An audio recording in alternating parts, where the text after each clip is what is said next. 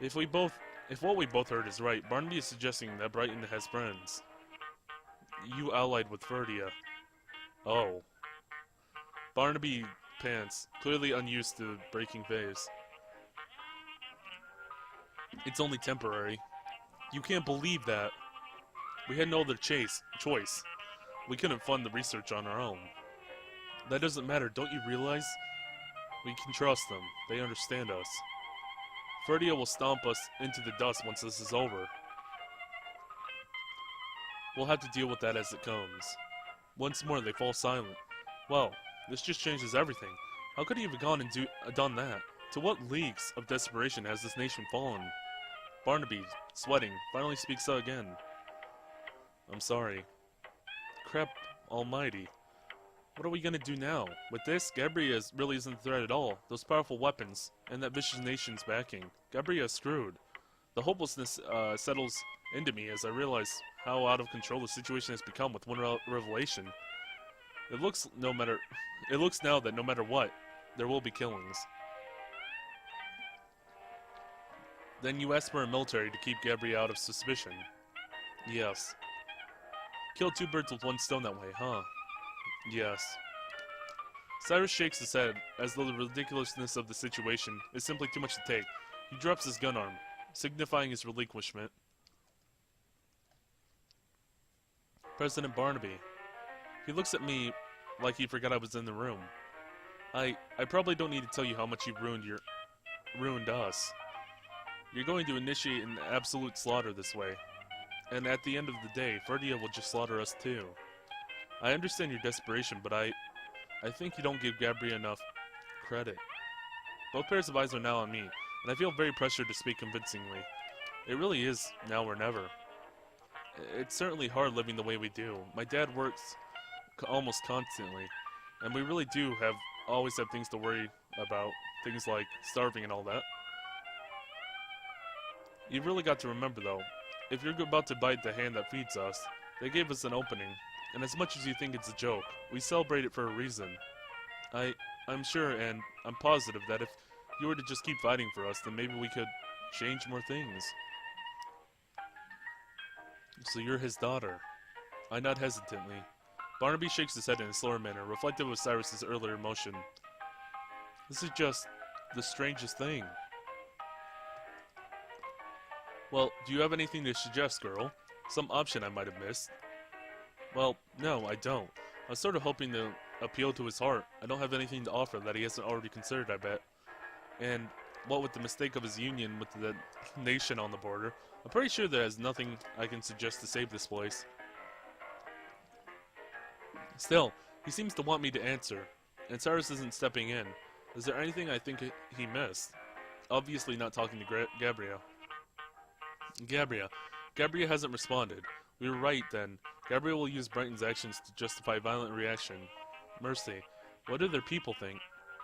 Setting aside what they're likely underestimating this country, let us imagine that they know full well that Brighton posed an actual threat. Would they be willing to go to war, to perhaps die, just to subjugate Brighton once more? I mean, didn't Cyrus say that even Brighton's people don't want this? Why should those of Gabriel? They aren't very militaristic. They must believe that Brighton isn't nearly as dangerous as it actually is. These nuclear weapons have never existed before, right? Then what Brighton needs to do is make Gabriel take them seriously, to inform the public of their abilities. You could always launch it. He raises an eyebrow. I mean, somewhere else. Where do you suggest? Somewhere where it wouldn't kill anyone? You want me to fire a warning shot? Yes. Gabriel is probably just waiting for us to attack so they can retaliate, and put us on an even tighter leash. However, if they, and their people, had a demonstration of the destructive power of both the bomb, then I think... Barnaby heaves a heavy sigh. Sorry to say, little girl, but that option has already been considered and rejected. Why? They only have one, don't they? We can't afford it, and let's just say our supply of warheads is limited. The production costs are rather high. What's a warhead? Another name for the bomb. Oh, of course. Even with the funding Ferdia has given us, we can only make so many. Aside from the monetary costs, the materials are particularly difficult to procure, and time-consuming to process. We simply cannot afford to be wasteful. We will need every weapon available for whatever threats could be coming, Gabriel or not. I hate to say it, Verdian. Well, it wouldn't be wasteful. It would scare them to avoid this whole thing. I know that what you would intend them for, but I'm afraid objectively it would be a waste. If I may interject, we were both surprised that Cyrus still has a voice. The bomb is untested. Practically, if we had done full-scale tests, our cover would have been blown. Then there's really never been anything like this before. Pardon me, but I don't follow sciences. That's right, while Gabriel and other nations have tempered with nuclear fusion, it has never been applied to weaponry this successfully. According to our scientists, our large-scale bomb should be enough to wipe out their capital. Ah, hearing that makes my head spin. Oh, Gabriel, isn't it just a bomb? Not a conventional bomb. Well, it's no wonder Gabriel isn't listening. No one understands what this thing is. Were you just planning on surprising them? How disgusting. The lives we take in our attack are nothing compared to the losses we have suffered under their rule. No statistics have ever been released, but upward of 100,000 die every year from poverty in our country. What? To put that in perspective, our nation's population is numbered at 34 million, and an estimated 5 million have been lost in just the last 60 years. 47% of this nation lives in poverty, and the rest still suffer under pitiful wages. Sacrificing the city and Gabriel in an instant, a mere 3 million, I wouldn't sleep any worse for it. That's stupid. Winter, not now. It is though. What terrifying numbers. He wants to raise them. What does that even prove? She is right though. That is very stupid. Mr. President, stop thinking so little of other lives. Heh, funny you should say that. Gabriel has hurt us, but what will returning the favor accomplish? You're only going to breed more hate. We have a military, we have Ferdia, and as if those weren't enough, it seems we have a more than one city leveling bomb. Reconsider already, just launch it into the ocean, and let them realize what we're capable of. Anyone would fear the weapons we harbor, and you have no reason to brandish them. You could spare those 3 million lives. You don't have to sacrifice them to make a point. Even if I did agree, I don't know if I have that kind of power.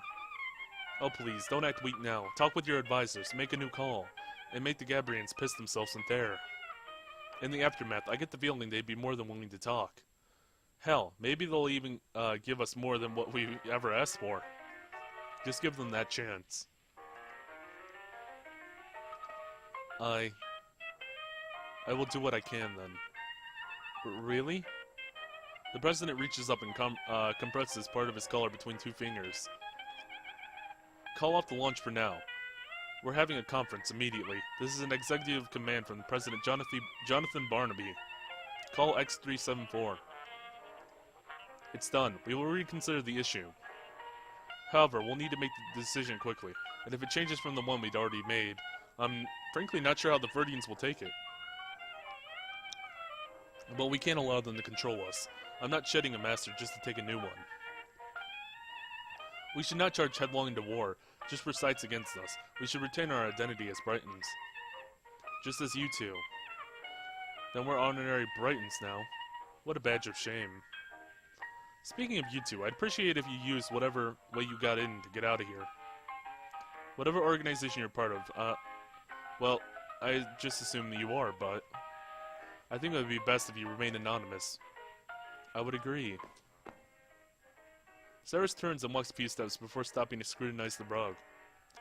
He breaks his gaze from it and calls back to Barnaby. Hey. Yes? Thanks for actually listening to us. Thanks for not shooting me. Watch it. I didn't promise I wouldn't bust any kneecaps. This worries me for a second, but as it turns out, his weapon is already put away. And then Barnaby has a heart attack because he just saw people teleport away. With Barnaby's husky laughter in our ears, we shift from the room. Huh, this seems to be back where we started. Cyrus stands next to me, still and somber. Man, this is going a little better. So far, it's going better than last time, at least. That's good. I look at him, confused. For someone who just solved a problem, he seems genuinely quiet and distraught. Is something the matter? Quite frankly, yes. We're missing something key here. Hold on. He begins to consult his ICD, apparently searching through his codex from what his eye movements suggest. What exactly could be the problem? As far as I know, we'll still need to have someone mediate the situation between Gabriel and Brighton, and potentially that between Brighton and Ferdia. But the threat of nuclear destruction should be out of the way for now. I open my own codex, scanning through the history of the world and such. The minutes pass by, slowly, and neither of us speak. Finally, after going through many entries, I look away from my wrist. I couldn't find anything that seemed out of the ordinary. That can't be right. Sir? Completely ignoring me, his head switches to the left, and he stares at the wall of televisions intently. I follow, perplexed. And while called off for the moment, it seems as though President Barnaby still wants the world to be aware that his threat was very real. Therefore, he has announced that within 20 minutes, Brighton will be demonstrating the true power of the bomb, setting it off in the Northern Sea. This will be the first large-scale test of the device, as Brighton was earlier unwilling due to heavy scrutiny while under Gabrian surveillance. Our sciences correspondent, Samuel Urey, will explain the concept behind this weapon, dubbed the fusion bomb. Out of the corner of my eye, I see Cyrus biting his teeth together. In the back of my mind, something tells me to be very worried right now. Oh no. Thanks, Scott. Now, if your viewers will care to listen, I'll tell you all that is known on the theory. Now, some of you may know that the science behind our nuclear power plants, the same theory employed in these fusion reactors is employed in the bomb development by Brighton scientists. Similar to how stars are born, the bomb generates its destructive power through the fusion of atomic nuclei, creating atoms of an even larger mass. First, at the center of the device, the bomb initializes by the extreme compression of a small space filled with gases and fuel. A ludicrously high temperature and pressure resulting then starts a powerful proton-proton chain reaction. The chain reaction is strong enough to fuse the atoms within, beginning the primary process for which this weapon gained its name, nuclear fusion.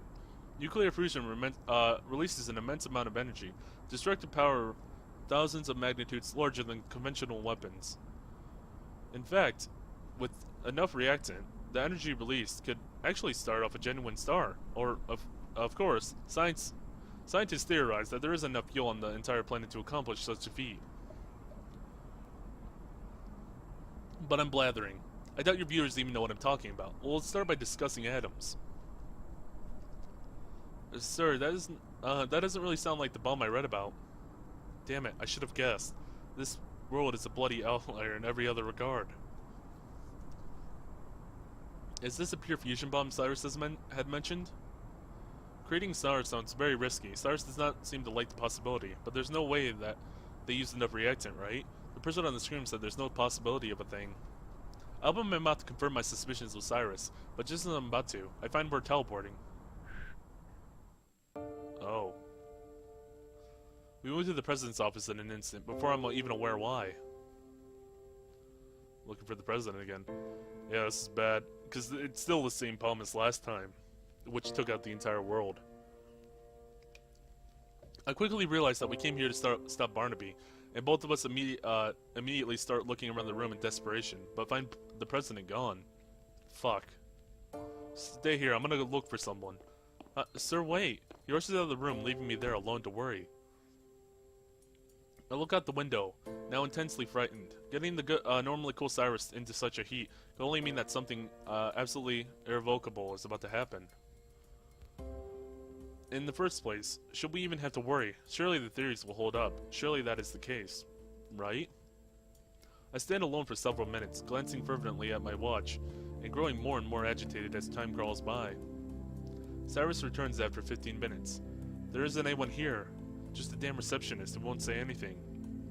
Support, listen to me, the situation is nearly out of control. Do you have anything? He walks away from me into a corner. Again, I looked through my codex, hoping there's something I missed earlier, hoping they didn't use enough reactant, hoping that I have nothing to worry about.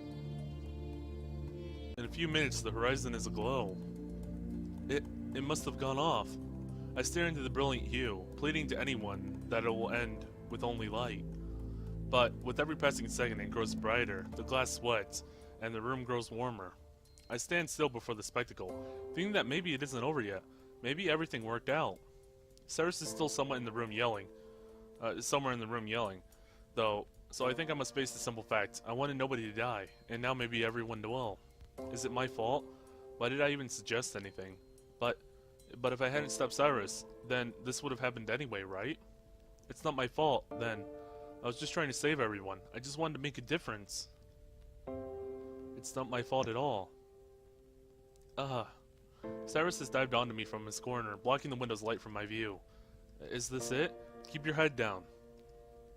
He covers my head with his body and his arms and torso. We need to... A whooping, deeply bass sound resonates from outdoors. The window has shattered. Sir? He slides off me and collapses, clutching his arm. Sire?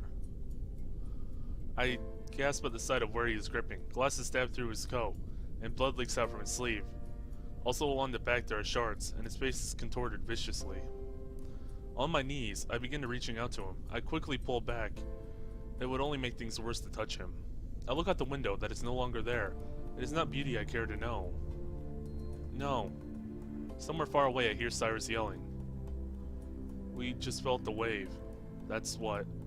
It's become self-sustaining. It's beyond the point of no return. The reaction won't stop. The whole atmosphere is gone. Until the whole atmosphere is gone. This world is dead, understand? It's over. I failed. Now get us out of here. Cyrus, hurry, damn it. I can't believe this. We failed.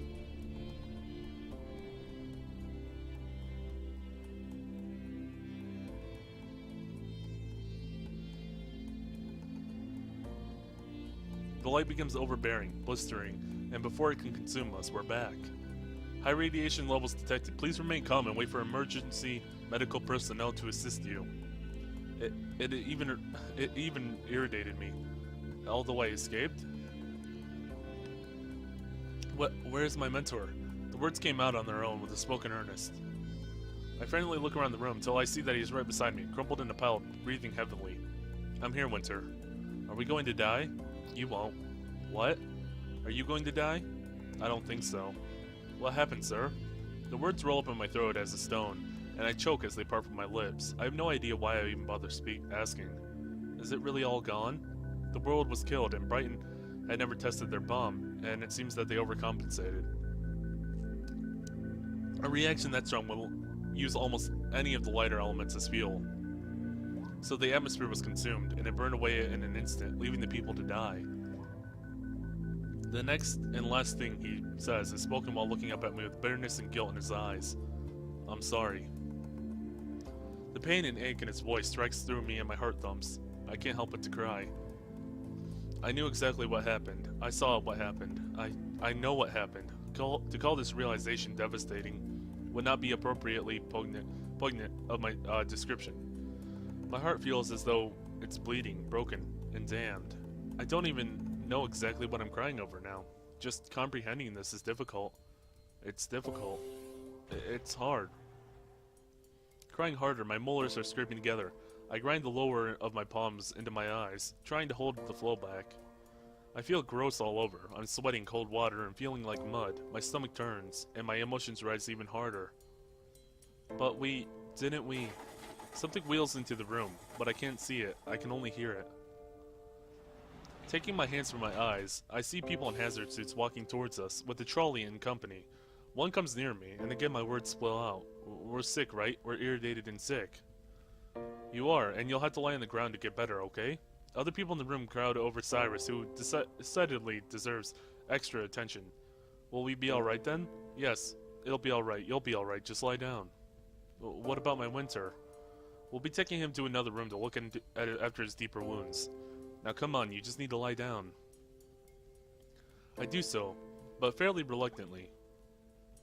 I feel like I'm gonna throw up, and I've heard that throwing up while lying down can drown you. I don't tell her that though, because I don't want to know if it means it's worse if I feel like throwing up. I want to think that I'll be okay, even in this nausea. I just want to be okay. paramedic lifts my arms and inserts an IV into the back of my hand. I flinch at the small pain, feeling more sensitive than usual. There, it should be perfectly fine from here. We're administering a drug that will clear away the radiation inside of you. It will heal you rather quickly. We'll even stop the later effects from coming on. You'll still feel the early symptoms eventually, though. You aren't going to like it. It's going to hurt, and it's going to feel disgusting. What are the early symptoms exactly? Well, you'll feel weak, you'll feel dizzy, you'll have a headache and a fever. The worst of it, though, would probably be the puking and diarrhea. What? No. I'm sorry, there isn't really anything we can do about it. She places her gloved hand on my forehead, wiping away the sweat in my hair. If you want to, we can put you to sleep until the symptoms go away. I shake my head slowly. I don't want to sleep. I'll probably have nightmares or something. Which was this? Your second shadowing? Everything went so wrong so quickly. I didn't even know anything from the start. Blaming yourself, are you? I suggested it. I start crying again, raging sadness, hatred at myself. And why? Because I don't take anything properly seriously? I was playing a game of words. I'm such an idiot. I told him not. I told him to launch it. Why? Stop talking about it. All right. I killed him. I saw it. It's like it burned in me.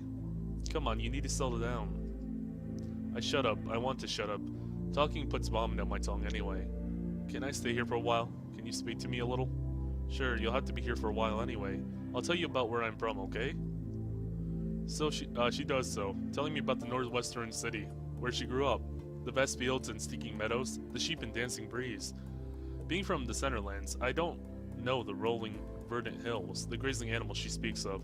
I only know lawns and trees, streets and people riding by, distant mountains, corner stores, small buildings, and sidewalks with many faces, all a touch languishing.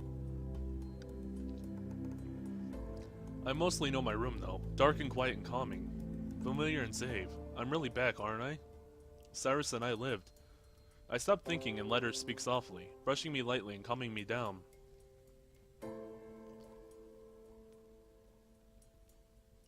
Feeling any better? Emotionally, at least. She smiles, seeing this clearly without her suit on is nice. I feel like it's the most disgusting thing, but yes, emotionally I am more alright, much more alright. Thank you. Don't mention it. Do you want to get up now, or do you want to keep hearing me run my mouth? I like your voice. Thank you. I'll get up. I want to throw up now. At this, she jumps a little and rises, helping me up quickly but carefully. I waver, and would be most completely unsteady, completely unsteady if not for her hand. All right. Do you need to throw up now, or can you hold it at all?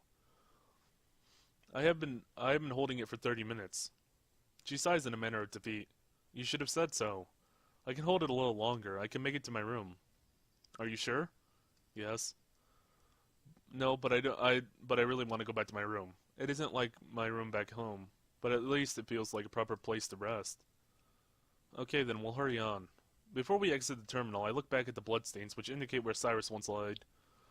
How long has it been since he was taken away? Is he doing well? I hope that he is.